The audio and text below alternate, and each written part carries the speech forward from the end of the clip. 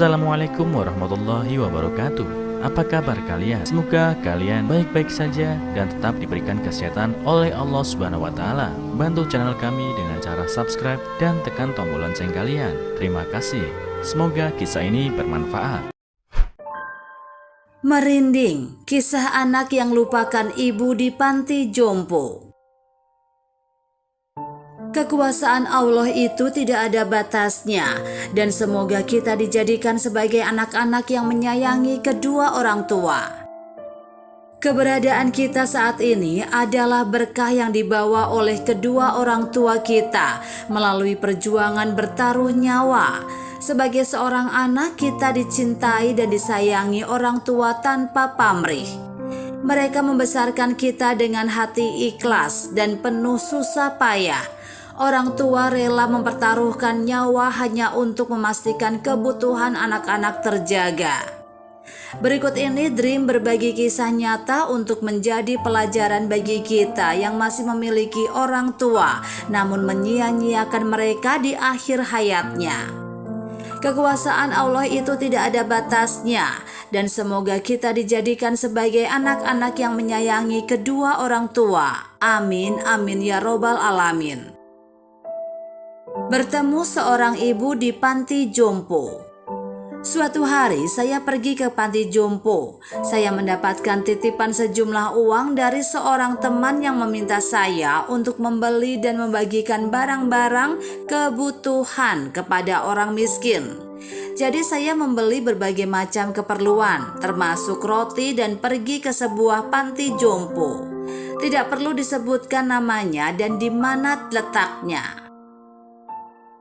Begitu mobil saya masuk ke kompleks panti jompo itu, tiba-tiba seorang wanita tua lari dari asrama mendekati saya. Ya, anakku sayang, anakku datang. Senangnya anakku datang, teriak wanita tua itu kegirangan. Saya tidak kenal siapa dia. Dia langsung memeluk saya, mencium saya.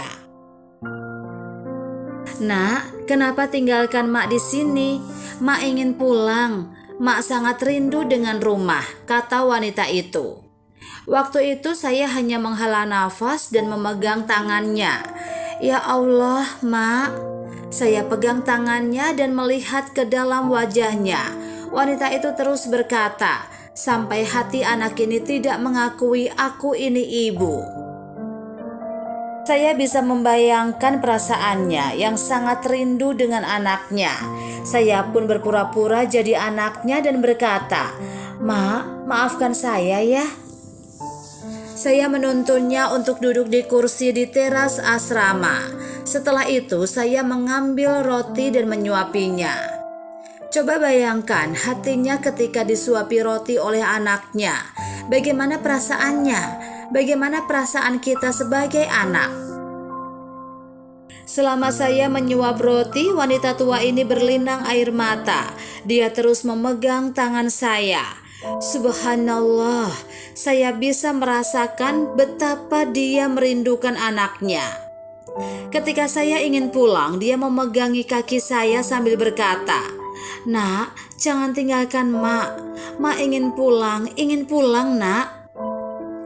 Ikut pulang dan tinggal di rumah.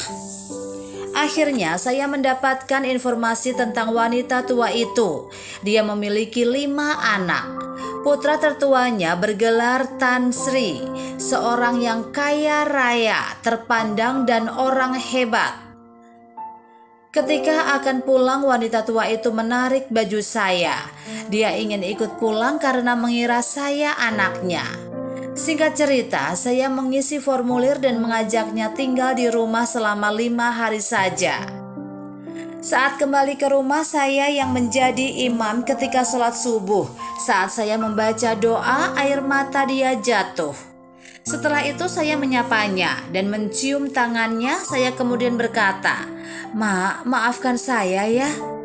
Saya memang sudah tidak punya orang tua, tapi saya anggap wanita tua ini ibu saya karena dia merindukan anak-anaknya." Hari ketiga tinggal di rumah saya, wanita tua itu mulai sadar bahwa saya bukan anaknya. Selesai sholat Isya dan ingin mencium tangannya, wanita tua itu mengulurkan tangannya sambil ditutup kain jilbab. "Mak, kenapa tangannya ditutup kain jilbab? 2 hari sebelumnya Mak selalu menerima saya. Tapi kenapa hari ini Mak menutup tangan dengan kain jilbab?" tanya saya. "Ustadz, kamu bukan anakku," katanya. Subhanallah, tiba-tiba dia memanggil saya dengan sebutan Ustadz. "Kenapa Mak panggil saya Ustadz? Saya anak Mak," kata saya. Wanita itu berkata, "Bukan, kalau anak saya tidak akan berbuat semacam ini.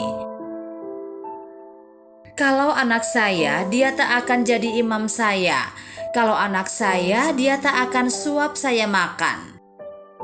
Meninggal di pangkuan. Bayangkan sahabat, perasaan seorang ibu ini. Tiba-tiba dia menangis, saya pegang dan peluk dia. Saya pun ikut menangis sambil berkata, "Mak, walaupun Mak bukan ibu saya, tapi saya sangat sayang sama Mak sebagai ibu sendiri." Saya tuntun dia duduk di kursi dan menyuapkan nasi ke mulutnya. Tapi dia muntahkan balik dan saya lihat wajahnya tiba-tiba pucat. Saya angkat dia dan panggil ambulans untuk mengantarnya ke rumah sakit. Waktu di rumah sakit, saya angkat kepalanya di atas pangkuan saya. Dia pegang tangan saya sambil berkata, "Ustadz, jika saya mati, tolong jangan beritahu anak saya. Jika anak saya tahu saya sudah mati, jangan beritahu di mana kuburan saya.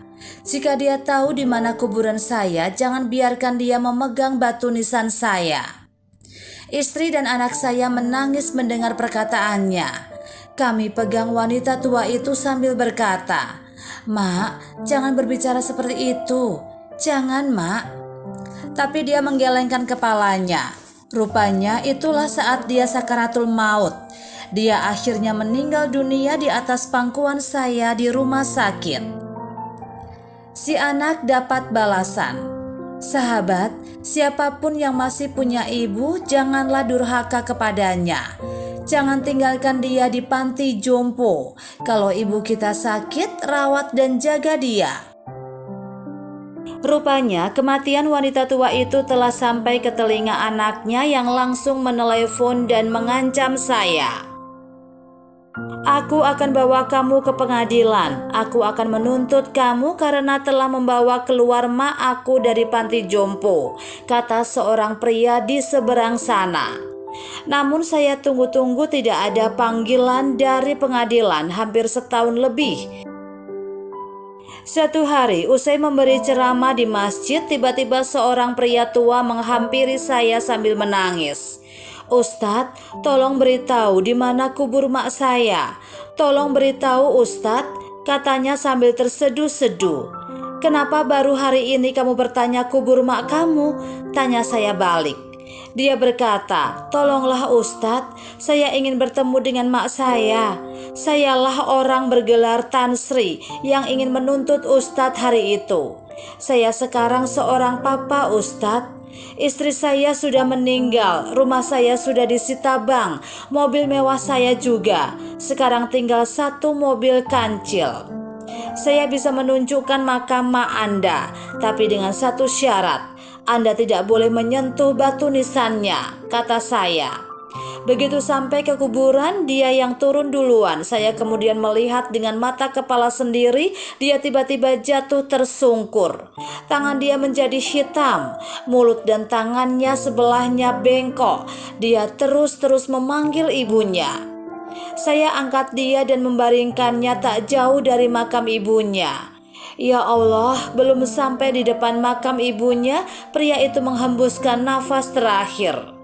Allahu Akbar.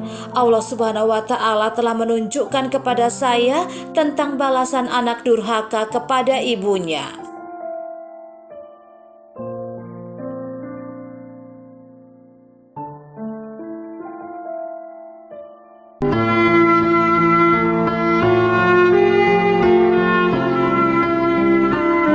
Assalamualaikum warahmatullahi wabarakatuh. Apa kabar kalian? Semoga kalian baik-baik saja dan tetap diberikan kesehatan oleh Allah Subhanahu wa taala. Bantu channel kami dengan cara subscribe dan tekan tombol lonceng kalian. Terima kasih. Semoga kisah ini bermanfaat.